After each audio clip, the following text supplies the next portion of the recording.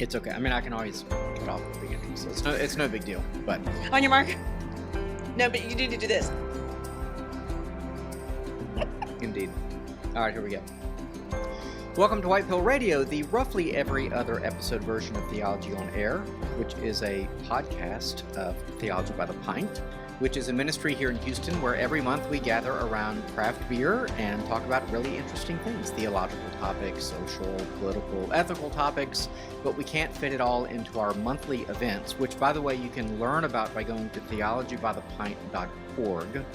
And you can learn about future events, who our leadership team is, how you can donate. So like things like this can come to you for nothing, for free. You just get an hours of entertainment without listening to some really annoying ad about, I don't know, nicotine pouches or how to buy gold or something like that. Theologybythepint.org is where you can go to help us.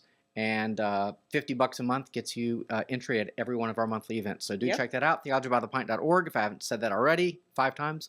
So, but this is our podcast, so we can talk about more things. And White Pill Radio is where we talk about, well, current events and news from a Christian point of view. This is post-apologetic, ultimately hopeful, applied theology. Okay, it's all of those things. And I like to say it's blessed talk, but not happy talk. So, with all of that said, I'm Evan McClanahan. I'm the pastor at First Lutheran. And with us today are some old favorites now. Old favorites. James has been here once. Yeah. But I'm Sarah Stone Ulrich. I'm the executive director for the whole shindig. And back a second time.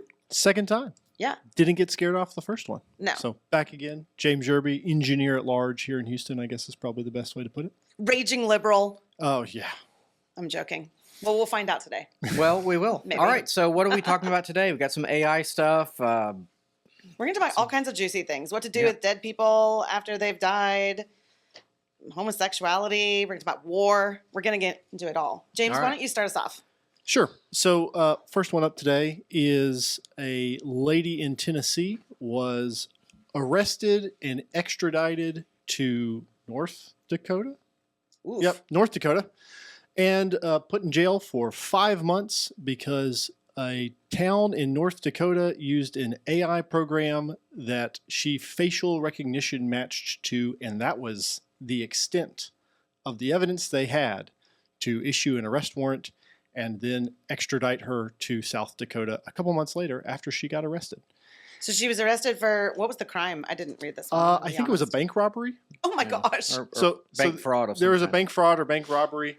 Yeah. Which she was in Tennessee at the time and could prove that. But someone in the prosecutor's office trusted their AI tool a little bit too much. Wow. Was able to get a warrant for her arrest. She then got arrested in Tennessee. I think she got held in Tennessee for a couple months and then was... Oh my gosh. Uh-oh. You got to pick that up. Yeah. Well, this is why you should look smacks. Oh my gosh. So that you don't look like anybody else. You want to have a chiseled jaw. You want to have full lips. Because no one else looks like that. No, exactly. Then every time a Kardashian does something wrong, you're actually, in trouble. actually, now that you mention it, you might end up looking like everyone else. So, yeah, this AI stuff is not going to work. That's very well really for that. scary. Yeah, so this is one near and dear to my heart. We use AI every day in my office. I work in software, and it's a really powerful tool. It's a really cool tool. It does some great stuff. And I was sitting on a Zoom call today watching a presentation made with AI that just inserted gobbledygook characters into the word catastrophe. That's And ironic. you could figure out that Yeah. it was supposed to be the word catastrophe, but instead of a P, there was like a row or something. Maybe just it thought inserted it in was there. a teenager Dirty that was word. texting, Yeah. and they just don't know how to spell or Oh my gosh. don't use correct grammar.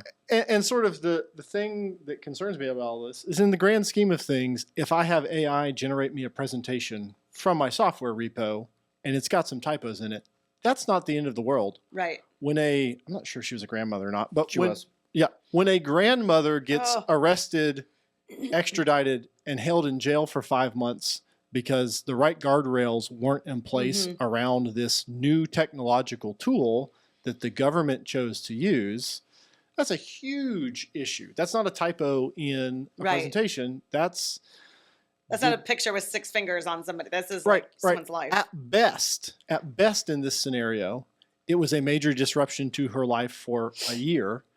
At worst, maybe she wasn't able to have the documentation to prove that she wasn't in North Dakota at the time of the crime. Yeah.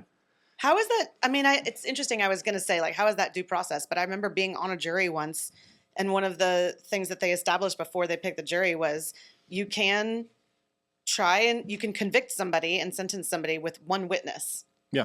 And this would be the witness, right? AI would be the witness, I guess. Well, no. So, I mean, AI met the burden of proof for them to get a warrant for her arrest. They ultimately, I believe, dropped the charges because they realized they didn't have enough to take it to a trial. So what was the 5 months? What was she just in holding, waiting for She an couldn't arraignment? afford bail. She couldn't afford bail. So she was just stuck. Oh, no. Yeah. Oh, that's terrible. Yeah. Which we could get into the cash bail system if we want to. Obviously, she didn't commit bank fraud because she Yeah, couldn't afford she didn't bail. have any money. You know? Oh, poor lady. Yeah, and so, it's just, I thought this was an interesting story too, Yeah. but I think it just speaks to the burden that our government has to have, especially around the introduction of new technologies. Yeah. Not arguing for bureaucracy's Right. sake here, but you've got to have people in the loop. Yeah. Even with trusted, more mature technologies, there needs to be human beings in the loop. And I think this sort of gets to, I think we touched on it briefly last week or last episode. I know you guys have touched on it before. I think you guys did one of the theology events on it. Is, the AI tools have the power to strip a lot of the humanity out of what we do on a day-to-day basis.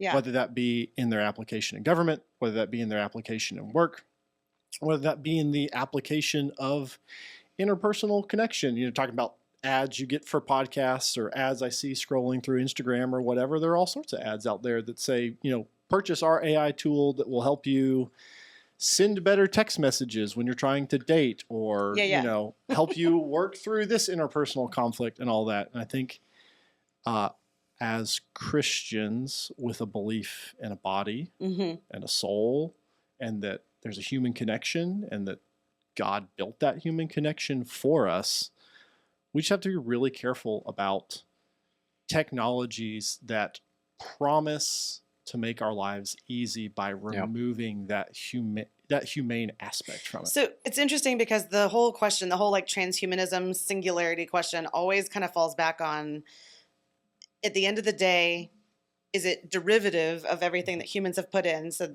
there has to be a human, real corporeal, flesh and blood human element there. And so don't worry, there'll never be a singularity because it's always something that has been made by us, created by us.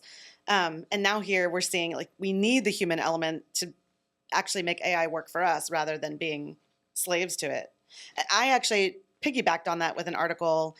I heard this week that Val Kilmer, James, just move your mic down a little. Who died, is being, quote, resurrected by AI to star in a movie called As Deep as the Grave. Basically, he was kind of handpicked for this movie, and the director really made the role just for him, and it was like his dream, and he died. And so instead of, saying the movie is not going to happen anymore, they're going to use AI to have his likeness and his voice act in this movie, which I will say is a wonder. If they actually pull this off, the sort of tech feat of it all is pretty impressive. But it just gives me the ick when it comes to thinking about. Well, of course, what it makes. That's why they call it the uncanny valley. Yeah. Well, that's what it makes me think of what I want to happen after I die. What I don't want. And by the way, his children gave permission and the rights to do this. If my children are listening, please do not give anyone the rights to use my likeness because anything that he says, quote, he says, it'll be AI, is representing him as a person, his legacy, the voice he wants to leave behind. But it won't really be him. It'll be somebody else's interpretation of him. And so it's like someone else puppeting his dead body. It's really gross. I mean, hopefully the movie will be true to how he would want to portray it. But we've talked before about using people's voices for the, story time apps or whatever. It's just a matter of time until you have someone saying, oh, Sarah Stone, R.I.P., she died, but she's now come out and, in favor of, something I would be not in favor of or worse. She can continue hosting Theology on Air long after she's gone. And giving opinions that aren't really mine. I think this is it's basically a gimmick and it's like a toy. I really just don't see any future in this. I mean, obviously it's got problems, got fundamental moral problems. it's all derivative. That's AI's fundamental flaw. It's all derivative. Val Kilmer, as a human being, would have changed. He would have grown. His insights would have changed. We're not stuck in time. We're not the same person one day to the next. So the concept that you can just create an AI version of you doesn't make any sense, because you are not you yesterday. You might have learned a salient fact that changed your outlook on things that maybe he wouldn't have wanted to make this movie or something like that. I don't think it's ever going to pass the uncanny valley. I just don't think it's ever going to pass Say the more test. about that. Well, like the sense that when you watch something, it's just not quite Off. real. Like it's close, but it's just not there. And so like a story I was going to pull up was that this is why I'm pretty like white pilled on all this AI stuff, which is OpenAI shuts down Sora. AI video app was losing $1 million a day. That was yesterday. Okay, so they were losing $1 million a day just on the incredible amount of water and energy it takes to create AI videos. And Sora was the one where you would see like the cat playing the fiddle on the porch, Those are pretty as funny, if it was a Ring video and stuff like that. So everyone's out there like having fun with it like it's a toy. It's no cost to them. Yeah. So sure, but it is a cost to us if we end up having to pay triple the electrical rate because they built a data center in your backyard, and which again is why we should be bombing the data centers, okay, or cutting the wires, okay. Somebody get with me on this. There absolutely is a societal cost, and I mean, frankly, you talked about Sora was losing $1 million a day or whatever. My personal opinion is there is a bubble here that's going to burst. Because right now, all of the AI that you use on a daily basis is subsidized by venture capital. Yeah, and eventually, all of these AI, this classic venture capital startup kind of market capture behavior, right? We're going to burn through a ton of money we don't have, get everybody hooked in using our product, and then we're going to turn the cost factor up to 11. Yeah. And so, like, just be forewarned, everybody out there. Eventually, at some point in the next... The cost is coming to you. Eventually, the cost is coming to you. But eventually, that $20 a month Chat GTP subscription, I think it'll be $20 a month. It's going to be $150 or $200 a month because it's not economically viable otherwise. Yeah. Well, thankfully, I don't use it. But I do want it to stay in use for things like looking at lung scans or some of the medical... I mean, those are the stories where I think, there okay, are I can a get behind this. million kinds of AI. Yeah. And applications of AI. And I'm talking about specific. Yeah. Like for example, ChatGPT cannot play chess. Okay, but there are there's like a fish. What's it called? There's a chess. Deep Blue. No, but it's like that. I mean, it's basically AI or computerized chess, right? And it can do like 50 moves in advance, right? I mean, it's so beyond what anybody Fish Tank or something. Stockfish, thank you. That's our producer chiming in from the other part of the room. So anyway, so like it can beat any human like without a doubt, but like ChatGPT can't because so there's just different types of AI and they can have different uses, but ultimately it's not really thinking, it's not really creating, it's all derivative. And so the moment we stop creating and giving it new stuff to think about or do, and that's why it will never be fully trusted with like a space mission. Yep. It won't. It just can't be. Now humans can't be fully trusted either, but I think together it can simplify some tasks but you're going to need a person to sign off on it for liability reasons, just for peace of mind, because like it can't spell, all of a sudden it can't spell the word catastrophe. Why? Why? That doesn't make any sense. And nobody really knows. So I think between the cost of it, between the massive amount of energy it's going to be using, there are hundreds of AI companies now. So they're all competing. It's just like Chinese electric vehicles. They're making them for like $10,000-$12,000 now. Yep. So like if that ever enters the American market, all of a sudden, your Tesla's going to look like a luxury item. So it already does. But yes. Actually, interestingly, like the low scale Tesla now is like 27 grand. Huh. When they were like 36 grand like over a decade ago in that money. Yep. So actually, Elon has done a great job of making them quite affordable for the lower end model. I know we don't like Elon, but Anyway, I think that. So I'm actually pretty like I just think AI is a bubble. It can't sustain the venture capital just. It's not going to be the solution to all of our problems, and once we realize that, the bubble's going to burst. Yes. Hopefully, it doesn't make us all too stupid by then to like go on. Which is the real irony, right? If it's all derivative and then we rely on it and then you stop thinking and you stop using your brain and then you can't spell the word catastrophe. Well, that's the big kind of hot topic around AI in education right now. Yes. Is that it's actively preventing basically students from learning critical thought, because we all know that, yeah, great. Learning your times tables is useful and important, but what you're really in school to do is to learn to think critically. Yes. And AI is short-circuiting that for the people who use it as a crutch. Fun story. My niece just this week, she's taking classes with ASU online, and she got flagged and docked points for using AI, and she didn't use it. And they thought that she used it basically because she's so intelligent and used such big words and concepts that they thought it was that. And when she went, and I made the joke on the family thread, oh, they probably used AI to suss that out. No, they don't. They use vibes. They literally just have a team of people that read through it and say if it feels like maybe it was or wasn't. And so now she's having to fight to prove the negative. Yeah. It's a mess. So every day I see someone takes the Declaration of Independence. It's like AI wrote that. There's all these exactly. Or they take Shakespeare. I don't know what they take examples of things that AI didn't write because it was written 100 years ago, and it's like AI wrote it. So I do think it's getting harder to detect. It's getting harder to cheat. At the end of the day, though, if you cheat, you're only cheating yourself. Yep, true. That's what they always Thanks, told Dad. me. And so, I mean, Really learned something actually, though, in all seriousness, I think that wisdom is going to prevail. Yes. Because, at the end of the day, when you have a job, you have to produce. You have to produce something. Either you have to be better at manipulating AI than someone else, or you have to produce something original, thoughtful. You have to be a creative problem solver. And to the person who's gotten reliant on AI, they're not going to be able to do it. Yeah. It's a tool. It's not a brain. Yeah. There we go. I'm realizing we kind of have a through line today of the importance of the human personhood aspect of things. The next article, I put this in the mix. Curious y'all's thoughts. It's basically how you can turn grandma into mulch. So Oklahoma is voting on whether basically they can take dead bodies and turn them into human compost. The title is The Ultimate Green Burial. Human Composting Lets You Replenish the Earth After Death. Basically, there's a company that will take your body and put it in this on top of alfalfa sprouts and oats or something. I don't know. It sounds like a recipe the way they talk about it. But anyway, here it is.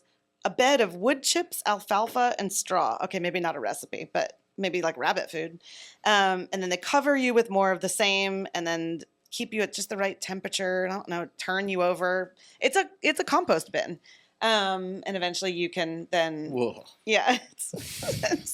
And I was mentioning before we started recording that I've softened on this a little bit, but when I first heard this story, I just found, again, the ick factor rose up in me is there no kind of dignity for the body after death? Now, I understand that as Christians, we believe that regardless of how, your body is taken care of after death, our bodies will be resurrected one day, and our souls and our bodies together again, reunited, and it feels so good. So I'm not one of these people that thinks we shouldn't cremate or do this kind of stuff because then Jesus won't be able to resurrect us. That's kind of silly. But I do think there is some kind of dignity to how we treat the body. And I do think there's a little bit of Gnosticism that kind of creeps into this thinking where the body is just this trash, this meat husk that doesn't even matter. And once we shed it, whatever, let's make the best use of what we can and grow crops. By the way, can you imagine eating a meal and be so Evan, tonight's meal was brought to you. This was all harvested in your grandma's compost. Farm to table. Yeah. Grandma to, I don't know why I keep making it grandma. It could be anybody, but that just, I don't know. It's the most pathos argument. Anyway, what do you guys think of this? Well, it does come back down to what is a human being from a Christian point of view. Hey guys, Sarah Stone here. Sorry to interrupt what I'm sure is a riveting podcast episode, but Theology by the Pint needs your help to continue providing these podcasts, offering our in-person events, and growing so we can bring thoughtful conversation and the hope of the gospel to a world that's increasingly walking away from church and from faith. Now that we're a 501c3 nonprofit, all donations are tax deductible, so we've crunched the numbers, and if each listener of this episode gave just $1 for each episode you listen to, we'd put a huge dent in our annual budget. So consider giving today. Go to theologybythepint.org/give and click the link to donate. Thanks so much, and now back to our show. Being is a body and a soul, so therefore we've always treated the body with respect. We don't treat a dead body with respect as Christians to facilitate the resurrection. Right. The resurrection, though, teaches us that we will be resurrected in a body, which means our body matters, which therefore defaults into a point of view of treating the body with respect, even after we die. I think that we can go too far with that. I don't necessarily love embalming and all the makeup and the variety of things they charge you an arm and a leg for. No pun intended. But at a funeral, I don't necessarily love modern funeral costs, but or modern funeral procedures. But I understand it. It does come out of an appreciation of what the human body is and showing it respect after death, and that's a good thing. We don't go around, doing damage to corpses. Although, what do you think about harvesting organs? Well, I think I'm less and less for it, I have to say. Really? Yeah. Poor Kay. Yeah. That means why? Well, it's an industry I don't really trust. I also think that we have converted, we have created a lot of perverse incentives now, where if you look at the MAID program, one of the stories that I should have posted was a 26-year-old girl in Spain. This was hugely viral last week, who basically was assaulted, bad things happened, left her paralyzed. She, not fully paralyzed, but partially paralyzed. She basically wanted to commit suicide. And she was old enough to say that she wanted to. She was depressed.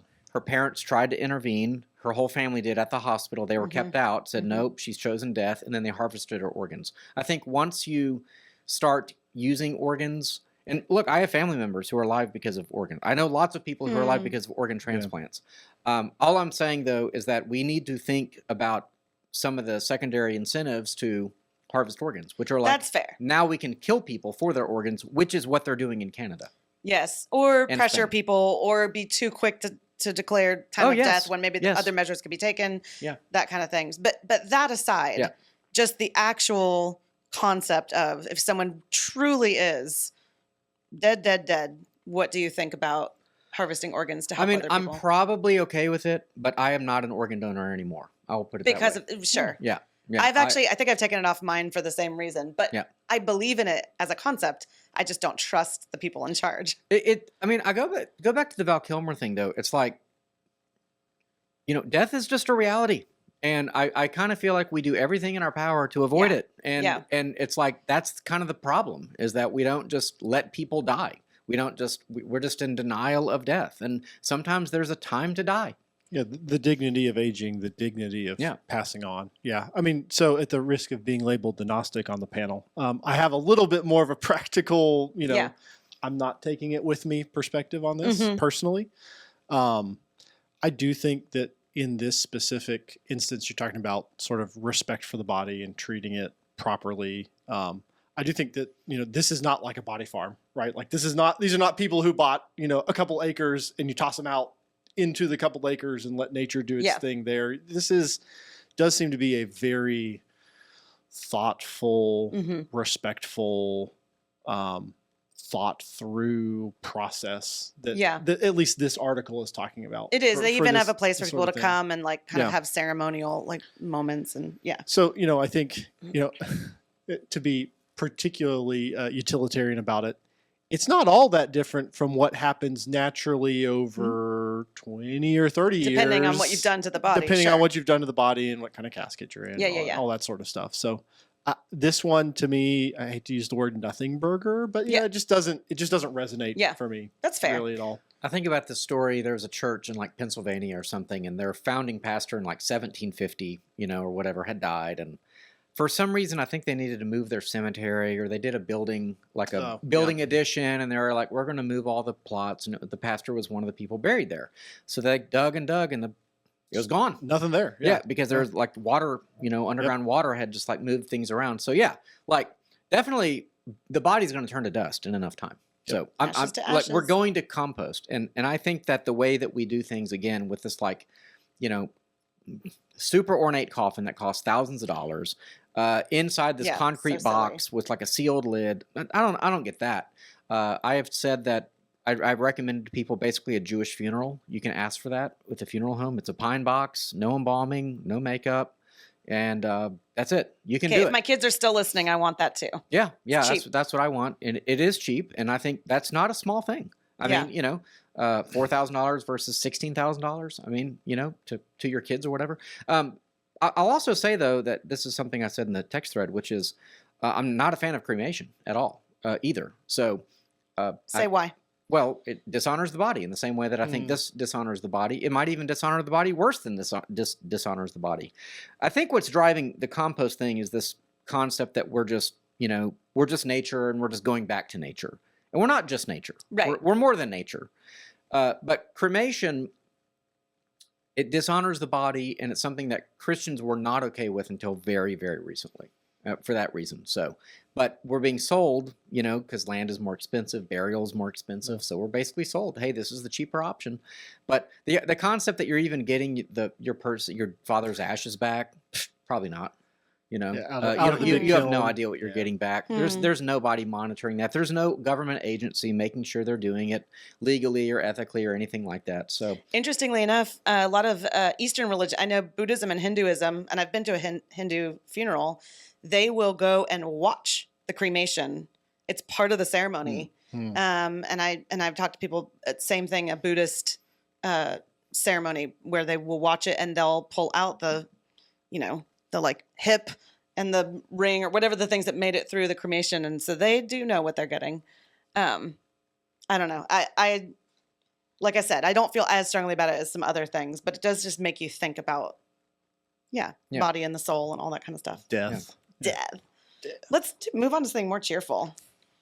I don't know if we have cheerful things in here. Do we have some We do, but one in between. Actually, this is a cheerful story because it's a heroic story, which is an athlete by the name of Jaden Ivey who plays for the Chicago Bulls, and he said some things on TikTok that they didn't like, and they cut him. And so there's a big kind of brouhaha around whether one gets to be a devout Christian and play professional sports and to have one's views of the, not just like Christian faith as in like, he didn't go on Instagram and say the Nicene Creed.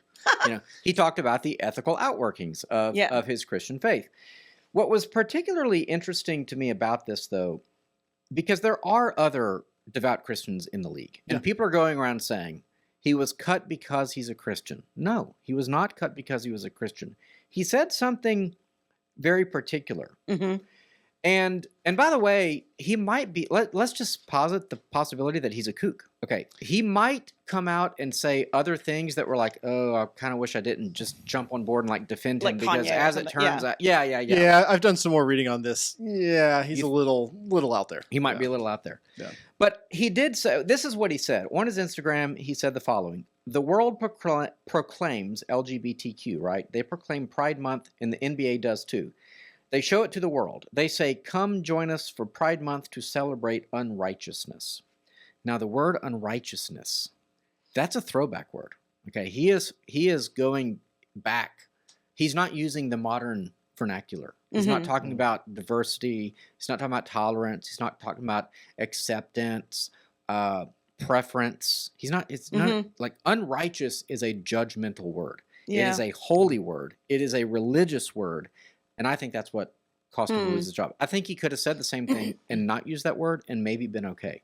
But once you start saying something like unrighteous, you are now placing such a judgment that what the team's argument was, it's conduct detrimental to the team, because there's going to be some teammate who's got a lesbian sister or something like that, and it's such a judgment that you can't like agree to disagree, right? He crossed a kind of religious Rubicon, I think.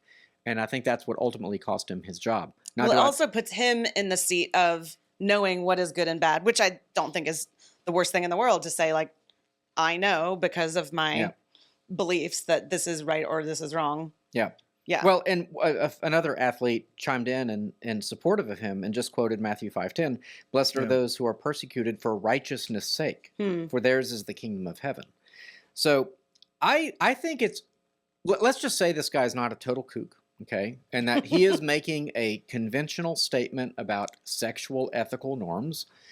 I love the way he did it, because he is actually putting the conversation on biblical terms, back on biblical terms. This conversation has been hijacked by political correctness, by modern ways of thinking, by, ooh, don't hurt my feelings, all that crap. No, this is a righteous, unrighteous conversation. Let's get back to that. I would love to have that debate again, socially. Not with y'all, but Do just you have generally. any thoughts about that? Yeah. If he was better at basketball, he'd still be on the Chicago Bulls. Do you really think that's what it Oh, was? I mean, They were looking for a reason anyway? so I did a little more reading here because sports is a hobby horse of mine in particular. So it does turn out that he is a bit of a kook, like hours long debate sessions in the locker room with other people about all sorts of stuff, not just religion. He was injured last year, so he hasn't been top of form, hasn't been playing that great, hasn't played a ton, I don't think, for the Bulls either. So I do think to some extent this is like, I think the Rubicon, you used the expression the Rubicon, I don't think that's actually a bad one, because I think the Rubicon here might have been this was just the last straw they needed to get him off the books. Instead of having to go through a more... Do you think he knew that the end was nigh and maybe decided to go out on a dramatic tone? But no, okay. No, I don't think so. Okay. And I mean, I think not trying to say this is all about basketball, because I don't think it is all about basketball. I think what you're saying is absolutely right. I think especially the large sports leagues have a lot invested in their social movements and their social postures. And it's cost them a lot too, though. And it has cost them a lot. Yeah. That I don't know why they're dying on this hill. And I mean, frankly, I think in a pluralistic society, that's not necessarily wrong. From a Wrong what? Like to celebrate Pride Night? Yeah, I don't think it's wrong for a commercial entity in a pluralistic society to celebrate the different pieces of society, even if we agree that religiously that's wrong. Yeah. And so I think this, frankly, my personal opinion is I think this is as much about business as it is about what he said as a means to an end. Yeah, it might be. I mean, I'm not saying that they're, necessarily dogmatic about it. Right. Yeah. They're basically like, this guy's making us look bad. We don't want to turn off in a very liberal city, a bunch of fans who are allies, if not gay themselves. More trouble than he's worth. Yeah. In a lot of That's ways. quite, I mean, if Michael Jordan had come, well, Michael Jordan did say famously, Republicans buy sneakers too, that was his famous line back in the day, the age of tolerance. I agree. Think about like Kyrie Irving.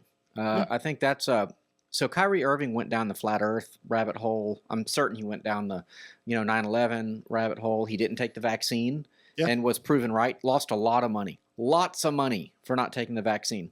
And to me, I think he was proven wise in that. And he basically has come out now and said, I told you so. But he was a great player at that time. Kind of tailed off since. That was a long time ago now. Yeah. But at the time, he was one of the world's top players. So there is a segment within, among, athletes.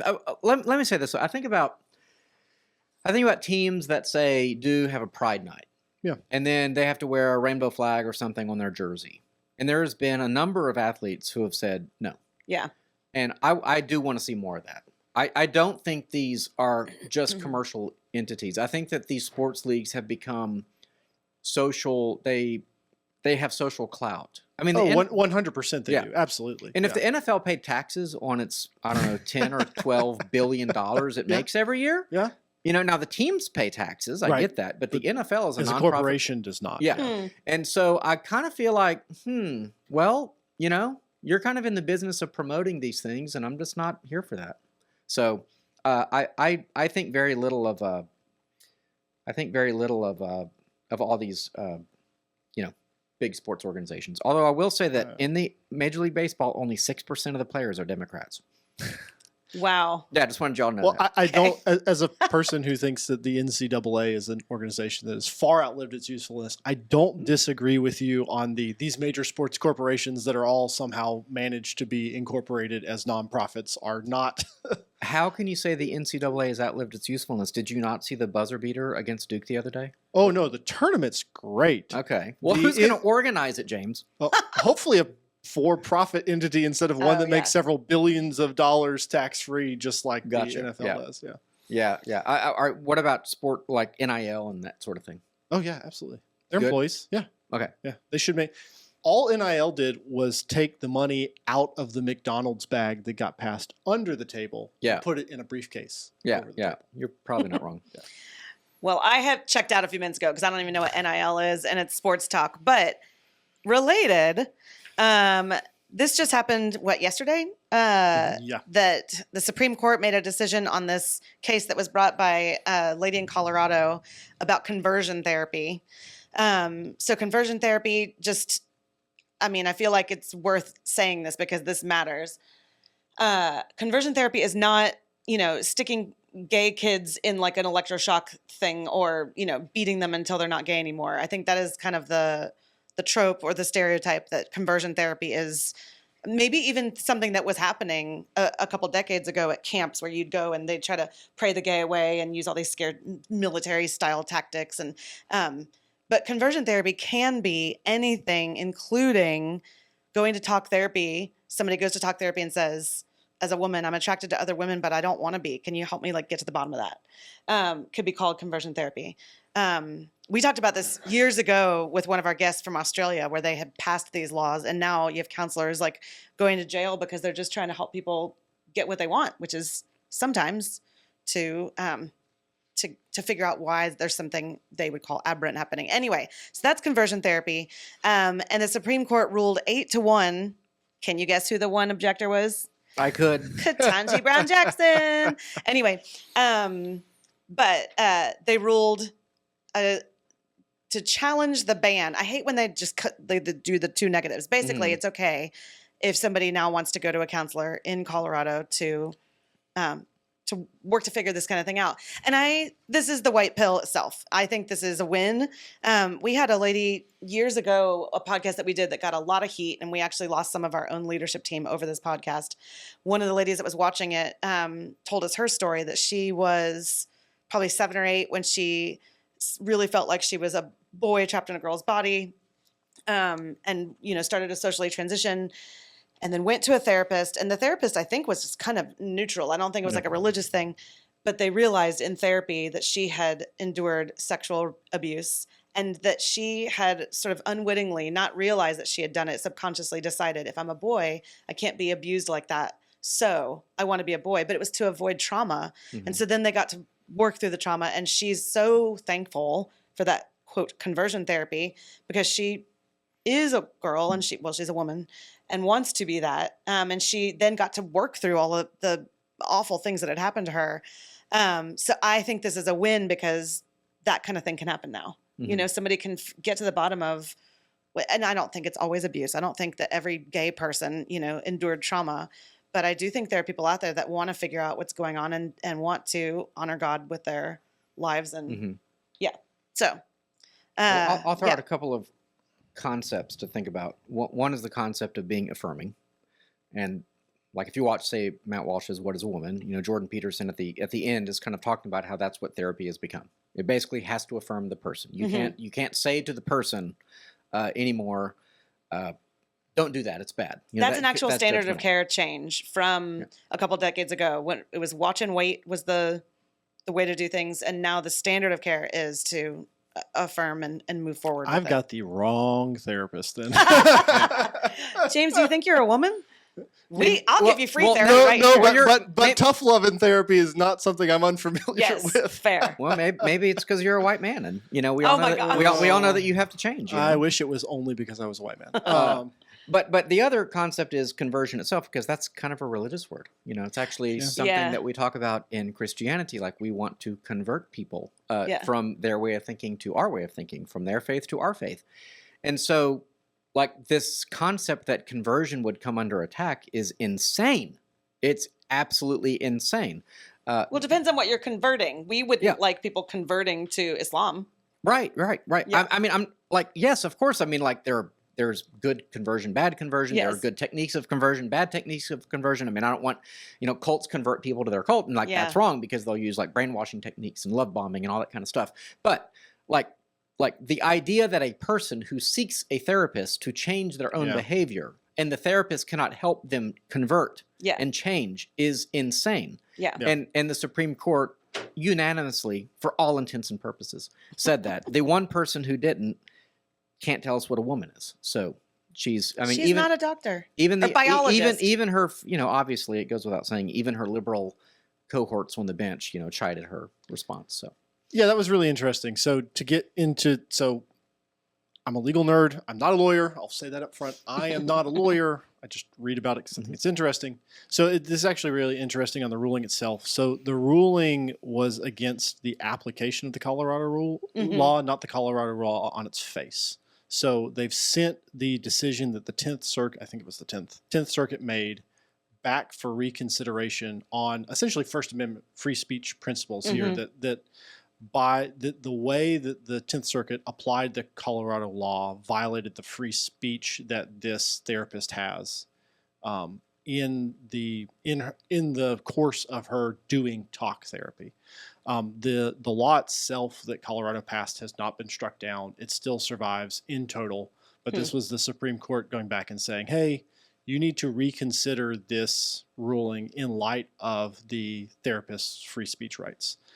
You mentioned the other liberals on the court, and it's really interesting. They essentially made kind of a, if it's good for the goose, it's good for the gander argument, that if free speech, if we are asking that free speech be applied, or other constitutionally granted rights, depending on your interpretation of the Constitution, be applied in a liberal perspective, then we should also be saying advocating for them. We should be saying the same thing, that they should be applied in these conservative perspectives as well. So I do think generally that we should empower our medical providers to make the wisest decisions they can for the patients that seek their care. And there are plenty of therapists you can go to if you want to be affirmed in your LGBTQ. I will go further and say, I'll just say it.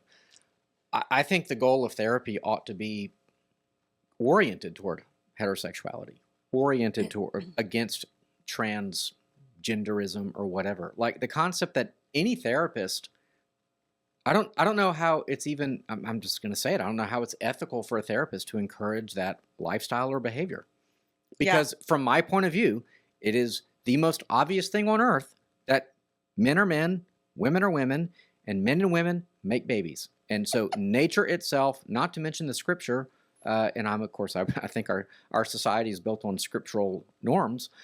Scriptural describes these things as normative and good and blessings. And, blessings come from it. So I actually would not be offended if the law actually said that whatever therapy is, there are certain norms that we as a society want to promote, and we want you to inculcate that into your practice. Just like a doctor. Just like a medical doctor inculcates a do no harm You're only principle. going toward health. Right. But we don't even have an objective standard of what health is, of what is good, of what is normal. All that is up for debate. Right. And there's probably not an industry that's lost more in the last 5 years than the medical profession.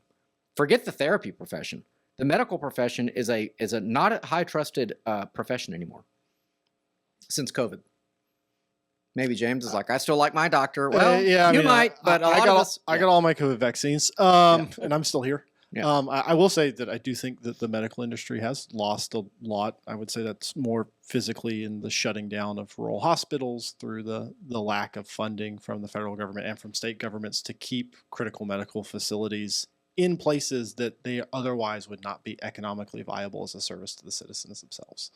So I don't disagree with you that the medical profession has lost a lot. Well, I mean, I don't know. That's a different I think argument. we have a slightly different perspective on what kind of loss we're talking about. But that's... Well, I want to stoke the fire a little bit because last time when you were here, it didn't get juicy enough. So I'm going to make it juicy. I'm going to get heat for this later, but I'm curious your reaction to Evan's desire that all therapy work toward heteronormativity. Is that what you want to call it? Yeah. What do you think? I think that in a pluralistic society that we aren't always going to be able to drive towards a Christian viewpoint and at the societal level at whole and how that works into legislation. And I don't necessarily think that is a bad thing in and of itself. I think that Christianity as a religion is one of contrasts. That one that is at its most effective when it is contrasting against the world. I think we've seen that over and over in history. Okay, I'm going to keep pushing. Tell me if I'm doing too much. No. I agree that I don't think like all our therapists should be just saying everything has to be Christian. Well, that would maybe be nice in one way. But again, living in a pluralistic society, we're not going to be like, say the sinner's prayer before you leave or something. And yet there are some truths that are true, not just because you're a Christian, but because they're true, this natural law Yeah. kind of stuff, you know? And so to Evan's point that let's just take the trans thing out of it, but Yeah. you know, men and women make babies. They literally fit together. I mean, we'll keep this PG, but you get what I'm saying. Yeah. I think there's a natural truth there that if we're working toward mental health, we would work toward the true thing, which is that men and women are who belong together romantically, physically, sexually. So even in a pluralistic society, we have certain rules and morals, like we don't murder people. And that's based off something true, which is that we have a right to life, that human life has dignity and worth. Do you not think that same thing would apply here? Like heterosexuality is the healthy avenue? I don't know that that's something we should legislate. Okay. What about furries? What? What did you say? I said, what about furries? Oh my gosh. Sorry. I just didn't know what you said. I generally am not a yuck other people's yums sort of person. That so. phrase yucks my yum.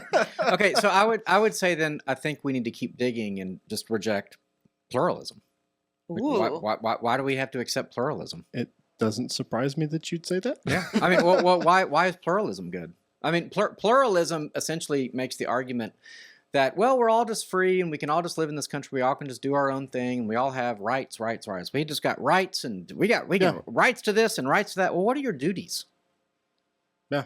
Yeah, what are your duties as a citizen, as a man, as a Texan, as a father? What are your duties? You don't have to answer that necessarily, but I think that if we had a duties-based society, which we necessarily did at one point, that's what John Adams meant when he said this is a constitution only fit for certain people. He meant people who understand their duties, not a bunch of spoiled brats who go around their entire life saying, I got a right to live the way. No, you don't. You do not have a right to live however you want. You do not. That's and no insane. one actually believes that you have a right to do whatever you want No, because but we there draw are- lines in the sand for. Yeah, so where do you draw the line? And Right. why? And so what I'm saying is that why would we champion deviant sexual behavior, which we obviously do? We obviously not only tolerate it, we champion it. We champion it in law, we champion it in culture, we champion it at the medical level.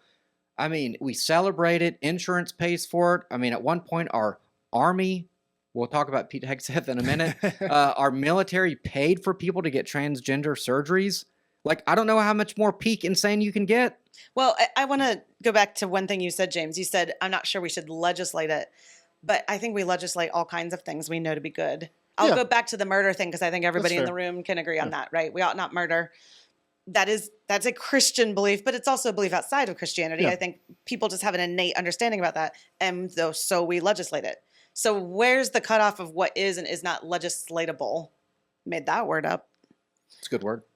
The will of the voters. I mean, Okay. that's a little facetious, but also it's. I do believe that our law follows our culture. Lar law? Our law. Oh, okay. Yeah. Our law Yeah, yeah. follows our culture. Yeah. And I think that a Which is person, maybe part of the problem. And which is No, part, thi- which, thi- well, yeah, Yeah, well, this is why some people think democracy is doomed to fail because you can essentially you give everyone suffrage rights, right? Everyone has a right to vote, and then you just manipulate people till the cows come home, and that's exactly what we've seen. So that you have an 18-year-old who doesn't even know what continent she's on outcasting my vote, and that is unjust. It just is. It's just unjust on its face, and so like the will of the voter. I mean, yeah, this is why you have like young guys like, screaming for monarchy, because they would trust one Christian king to do right more than an uneducated 18-year-old. You know what I mean? So I'm not saying I agree with that per se. I like to think that democratic processes can still work in such a way that, we can make a coherent civilization work, but I don't trust the voters. I mean, That's and I problem. do think getting back to something you said there, Sarah, is that, I think some of the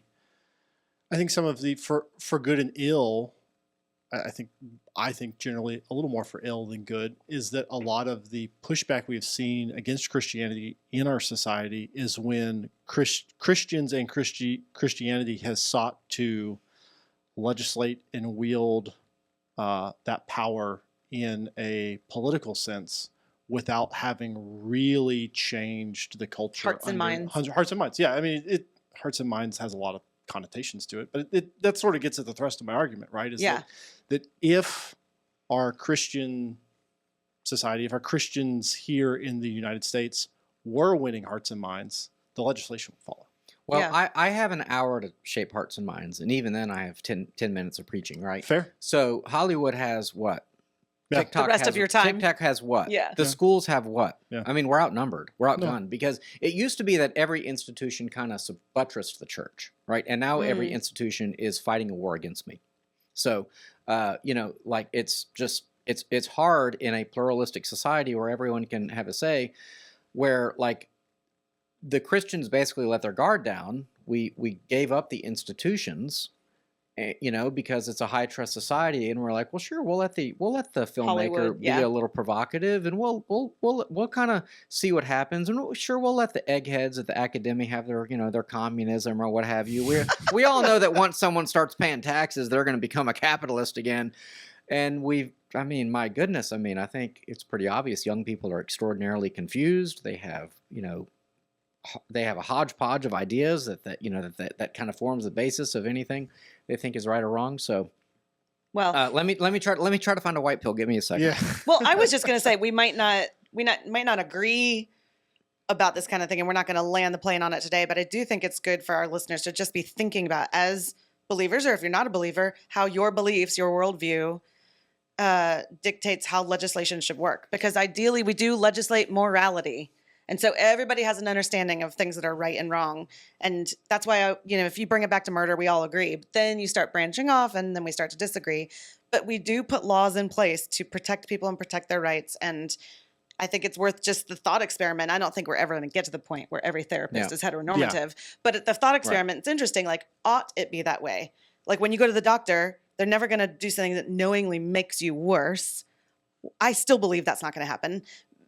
For the most part, I would like to think that in the therapy world too. So maybe we just leave it at it's something we should be thinking about. Yeah, I will say though that like I listened off and on to the oral arguments today on the birthright citizenship case, Yeah, which it was is interesting. so massive. I mean, it's the first time in history a sitting president has ever gone into the Supreme Court and listened to oral arguments. That first time that ever has happened in our nation's history happened today. And they made him sit in the public seats like he should have. Yeah, it's good. Yeah, He's a private citizen. he's a civilian. That's fine.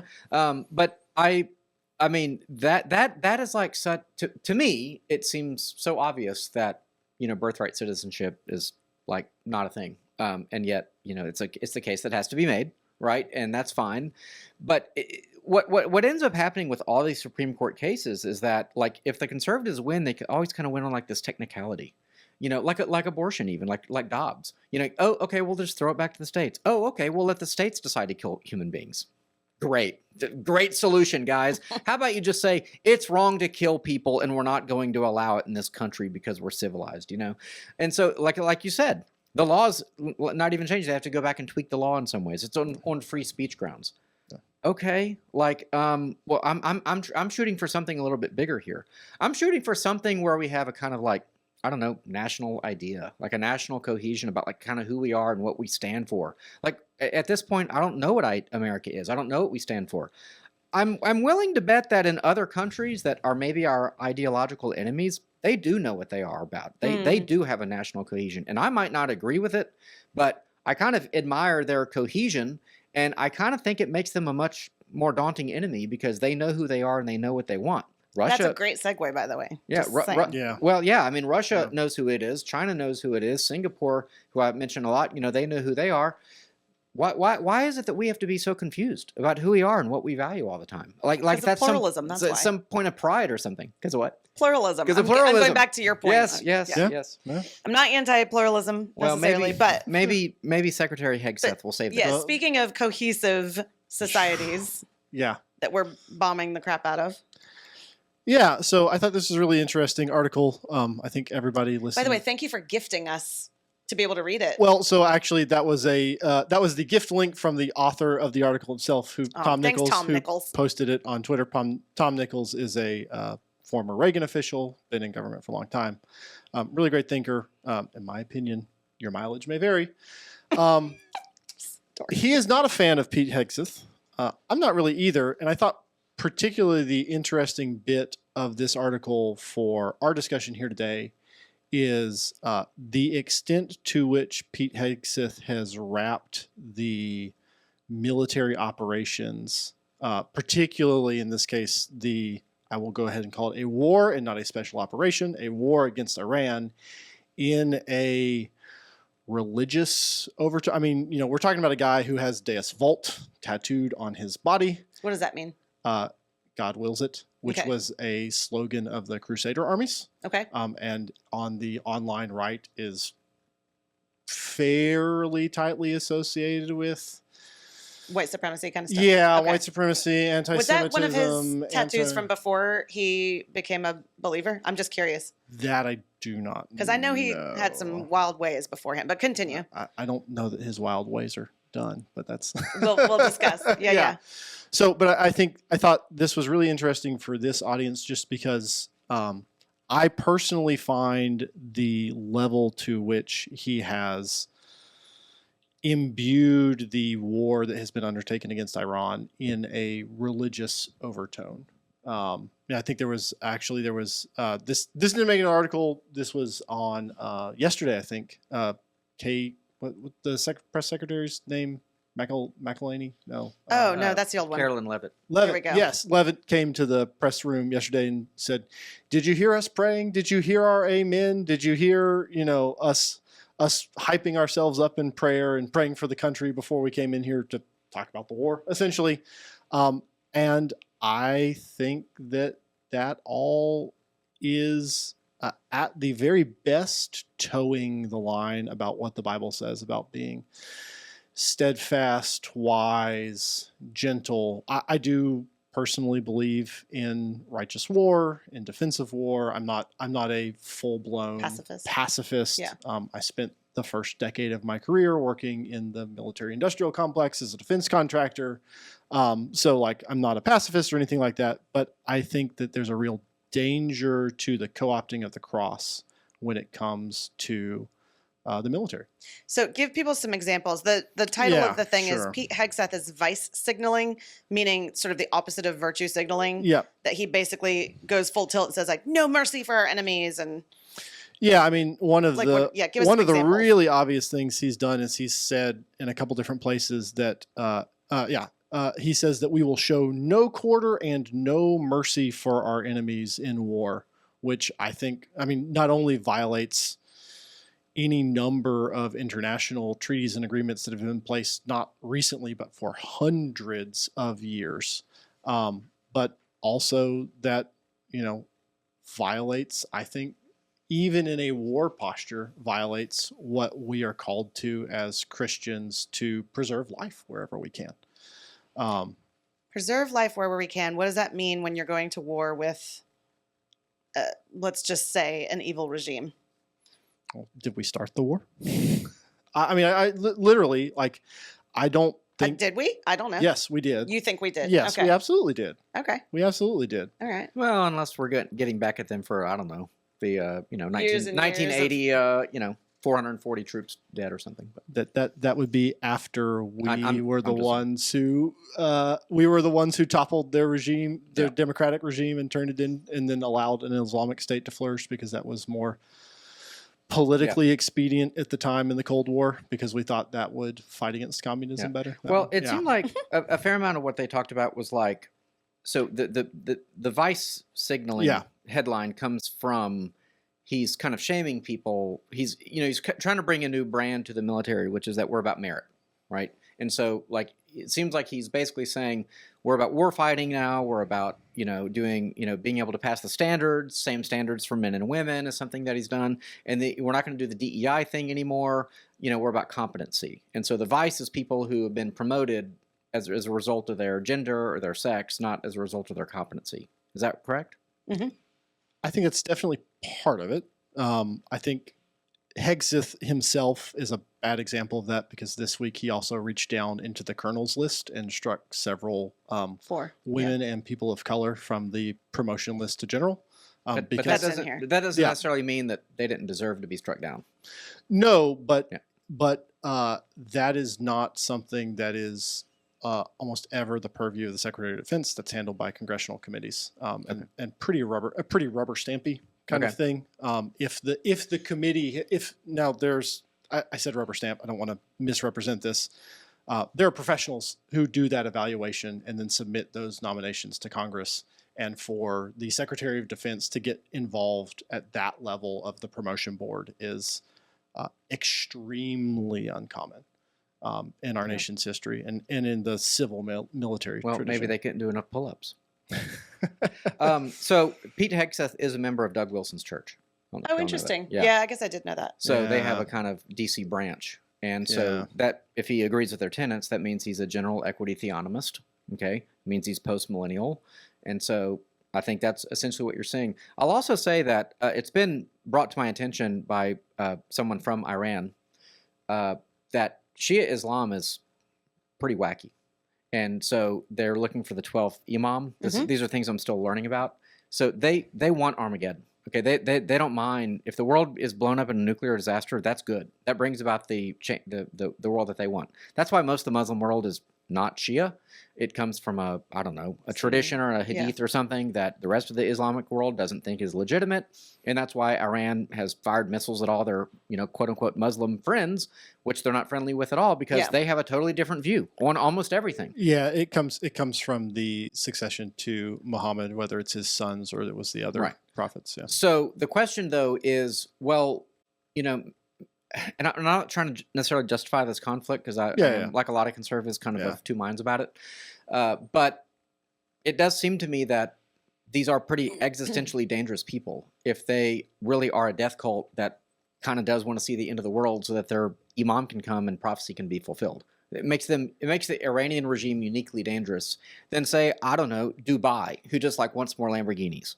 And we can help with that, Yeah, but are they uniquely dangerous compared to like North Korea, who is also a nuclear armed nation who shoots rockets in our general direction? Yes, I think so. I think if you don't have an Armageddon prophecy you're trying to fulfill, I mean, Kim Jong-un is like, he is the prophet, As long as there's more food to eat, I think he's happy, So yeah, I don't want to try to make full justification for this, as you say, war, but I do think this is an interesting article because your beef with Hegseth is that he shrouds his military desires in scripture and praying and this kind of religious talk.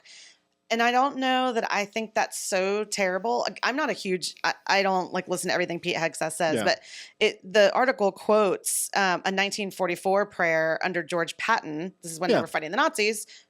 We all agree, pretty evil. And it said, they beseeched the Lord to restrain those immoderate rains because it was bad weather coming, and to allow the Third Army, armed with thy power, to advance from victory to victory and crush the oppression and wickedness of our enemies and establish thy justice among men and nations. And I hear that and I think, man, that sounds a lot like a lot of Psalms. That David was praying like, smite my enemies, bring them down from their places of pride, and let the wicked perish. I think, is it so bad to pray and ask God to defeat wickedness? No, but I think there's a level of wisdom and restraint and sober-mindedness, I think, that we're called to in the exercise of violence that just does not appear to be part of Pete Hegseth's. Like the tone, the character. I mean, okay. The way he carries himself, the way he's operated. I mean, I also think, getting back to some of the points here, we put an awful lot of Nazis in prison camps in this country. We did not shoot every Nazi we found in Europe. I grew up in the state of Alabama. Well, I don't think he's saying we should have shot every Nazi. I don't think he's saying we're going to shoot every Iranian either. Well, but he literally says we should give no mercy and no quarter. Yeah, well, I think he's referencing the way that under the Obama regime and even the Bush, regime, they and I'm calling them regimes. I probably shouldn't, but they probably not. The soldiers felt like they were fighting with their hand tied behind their back all the time. They were fighting with different, a different moral code than the people they were fighting, which gave them a decided disadvantage and cost a lot of Americans their lives and their limbs. So you're saying he's using hyperbolic language to make the point that we are going in. I think he's with saying the full power of the military. A new sheriff is in town, and we're not going to be held back by like whether or not we're offending the Muslims' feelings anymore. Like if you're a problem, we're going to kill you because we're going to look out for our own interests. And do I really have an issue with that? No. There's a way to avoid it. might continues to be right. No, I'm not. I mean, one of the reasons I don't like to talk about foreign policy a lot on this particular show is because, like, it's usually a choice between a bad and a worse. I mean, there's that's very fair. That is very fair. There's almost no like clear cut Christian ethical thing because you're dealing with evil people and evil situations, and it's just kind of like a no-win situation. Usually, people just don't like the foreign policy of the guy in charge if they didn't vote for him, right? So it's not a happy position to be in as a Christian because there's just no clear good and bad. Well, and it's not like I will grant you that it's not like we went to Iran over North Korea just because we thought that they were morally worse. Obviously, we have interests in oil and these kinds of things. And so I'll grant that there are lots of evil regimes out there that maybe ought to be taken down. What Trump did in his first term with North Korea, he should be given way more credit for that. He went to North Korea. He crossed into the demilitarized zone, like, on his own. Like, he met with the leader without security. I mean, he did stuff that's just, like, awesome, and it's like, I give the guy so much credit. And, I mean, have you ever seen the clip where he calls Kim Jong-un fat to his face? No. Like they're at a dinner table and he makes a joke about like the seating arrangement or something. It's like classic Trump. It's very understated. And Kim Jong-un is like totally caught off guard because of course no one ever says anything. To him that way. No one ever talked to him about that. But that's what it is to be an American. It's to go around the world and not bow to people like Obama did. It's to project strength to the world, and in so doing, he projects strength around the world. So I think at the end of the day, that's going to end up saving lives. And that's kind of the other side of it, which is when you have a posture that says everything we do in war is negotiable, it's probably going to cost people their lives. When you have a posture that says, you know what, we're in this to win it this time, it's not going to be like the past time, then the other side is probably more like, I think they mean business, let's surrender. I think that's I'm not saying one is necessarily obviously more right than the other. I'm saying they have pros and cons. And the pro to being excessively tough in your speech, and I think if there's the advantage of that is that you could elicit a surrender faster and you could save lives. But a through line to a lot of these stories might be something like righteousness, because I think that's kind of what he's appealing to. Like, forget the technicalities of these minute Supreme Court way of thinking or these laws that govern the way that we fight. Like, this is a question of righteousness. We think we're on the side of righteousness, and we think Venezuela's not. We think the drug cartels are not. We think the mullahs in Iran are not. And you know what? We're not going to be hamstrung by, like, second-guessing ourselves to death. We think this is right, they're wrong, and that's our foreign policy. Well, if Pete Hegseth goes the way of, grandma to the compost farm, maybe Evan can take over for him.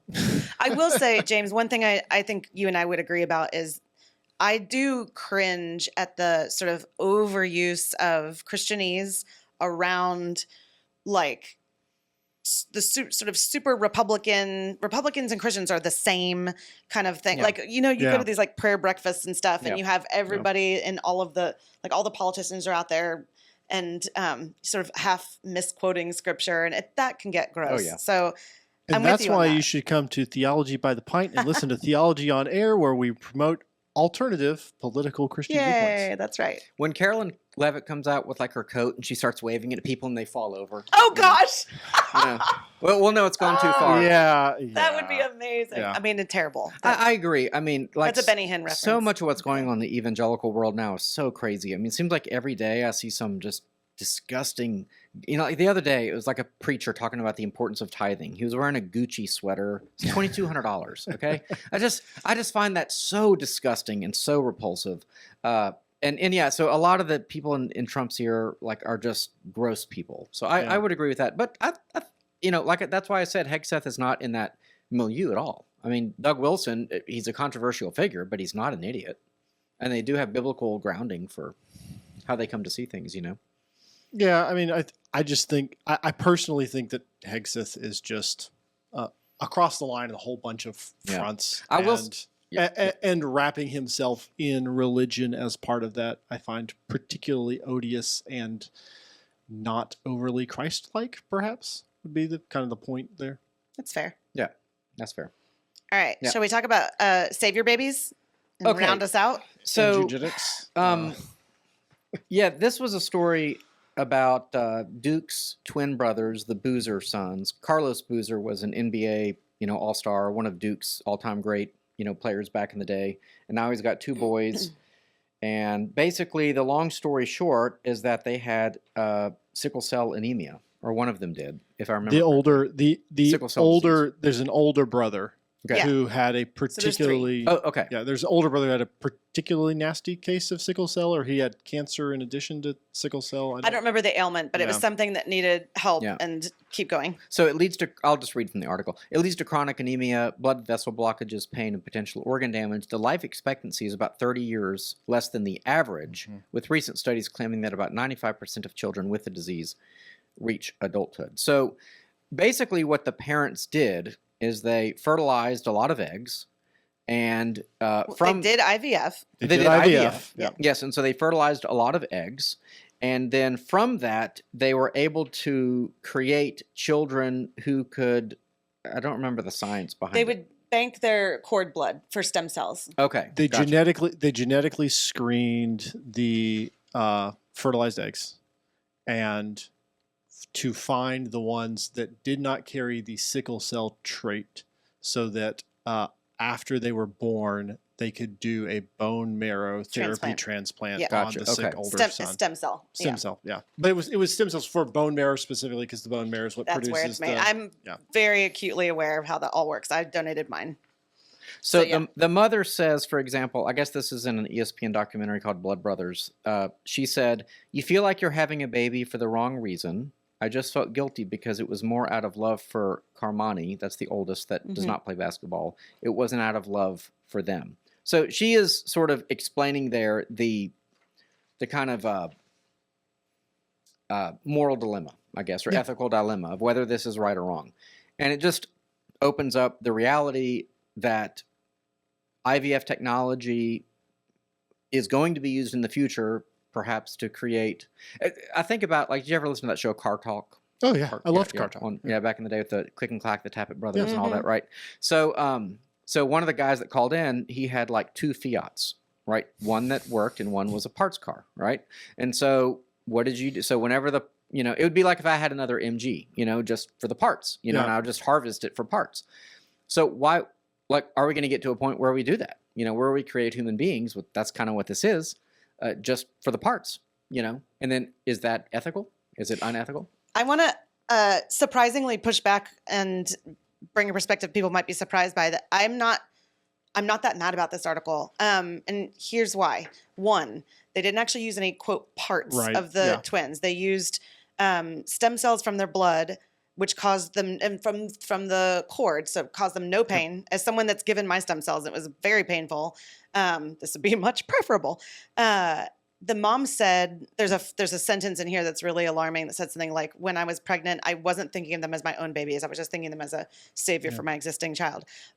But it doesn't have a quote from her after they're born. And as someone that's had a couple kids, I remember calling my mom when I was pregnant with my second child saying, "I don't think I'm going to be able to love my second child as much because all my love has been spent on my first."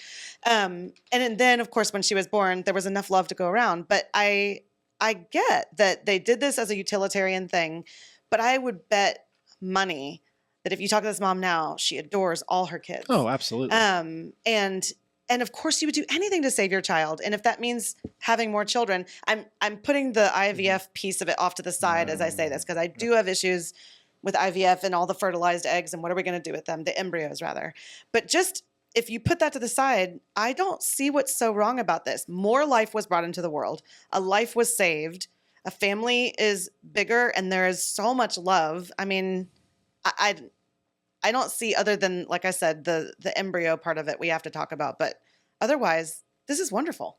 Well, so I'm going to push back on that a Yeah. little bit. I do think that, like, what you said is a really good point about the fact that this was not something that harmed the the twins that were born at all. This was something that was done at no harm to them for their older brother, essentially.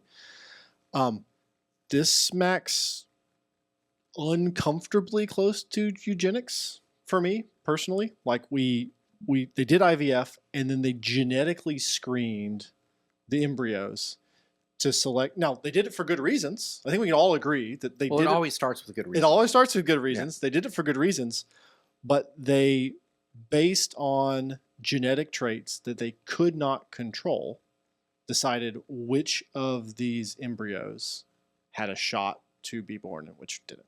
Okay. And that is, you strip the sentimentality out of it.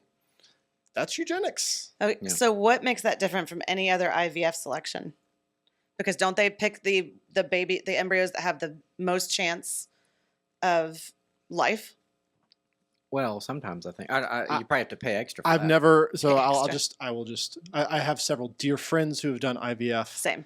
I think it's an amazing. We all do. I think that might be the white pills. IVF is an amazing technology, and the amazing technologies that we have enable us to do all sorts of things and pursue life in all sorts of ways that we previously haven't been able to.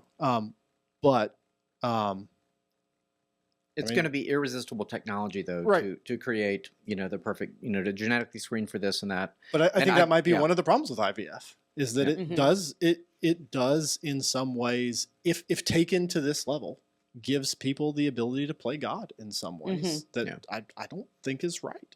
I agree with you there. Like, that's why I had to sort of table part of Yeah. it to say, but people are having a problem with this. The person that sent it to us, when I first read it, I was like, oh, I don't like this. And I'm like, wait, do I not like this? If, again, the point of the initial outrage about it was that you would have babies for the sole purpose of saving your existing one. And I don't think that sounds as terrible. I don't have a problem with that in that of the fact that the babies that were born were not harmed in any way. Right. They weren't to help. harvesting organs. Yeah. Yeah. Right. Yeah. But that would be gross. Yeah. I just don't think, though, that you can set this principle thing to Sure. the side. Perhaps not. Yeah. And then come to a conclusion. I mean, if we if we had 10 guys lined up, or 10 boys, say 5 years old, and you picked the one to breed, for the future, and you shot the other 9 in the head, right? I mean, if it were that grotesque, we would all aghast at that. But that's what we're doing, is just at a smaller scale. And so if we're going to be pro-life and we're going to make abortion arguments around life beginning at conception, then yeah, I don't think you can create life just to pick and choose from. I will say Duke was up 19 in their Elite Eight game and lost they on coughed it all away. They coughed it away, and those poor twins lost to some freshman at UConn who hit the most amazing three I've probably ever seen in my life. So yeah, maybe, I don't know, cosmic justice. I don't know, but Wow. that's hard. Why is this story just now? I mean, they're 1 year younger than my youngest, so they're 18. Why are we just?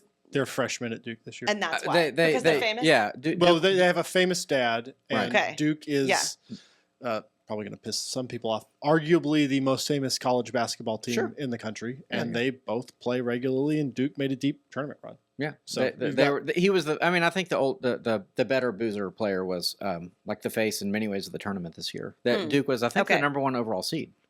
Yeah, I think they were number 1 overall over Yeah. Michigan. So I mean, it was yes. I mean, so they're very, very high profile. Gotcha. These are not just 2 kids playing for, I don't know. Yeah. Wichita State. Yeah, or it sounds something. like they've had a terrible life.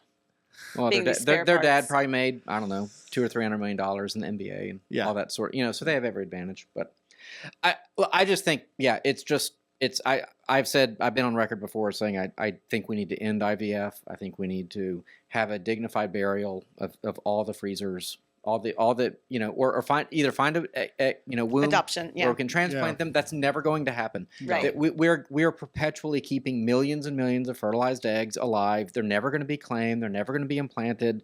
And the fact that Republicans have just in the name of pro-life gotten on board and tax money right now. So now taxpayers are facilitating IVF treatments, I think is wrong. Just like I think taxpayer-funded abortion is wrong. It's moral. I don't want to be morally illicit in IVF. So yes, I know lots of children born through IVF. Yeah. In a way, it affirms life. I appreciate that, but I do think it's going to lead to slippery slopes of choosing one. It's going to be like Sophie's Choice. You're going to have to choose one child over another. Oh, spoiler! Whew. Who knew that was the choice this whole Yeah. time? If you hadn't read that 60-year-old book. Yeah. So anyway, it's interesting, but yeah, And by the yeah. way, we did an event on this 2 winters ago, January of 25, on IVF, designer babies, that kind of thing. We talk about IUI, IVF, all that jazz. So if you go back in the archives on our YouTube channel, you can listen to our speakers on that, which I thought both did a really good job to explore that Yeah, idea some absolutely. more. But yeah.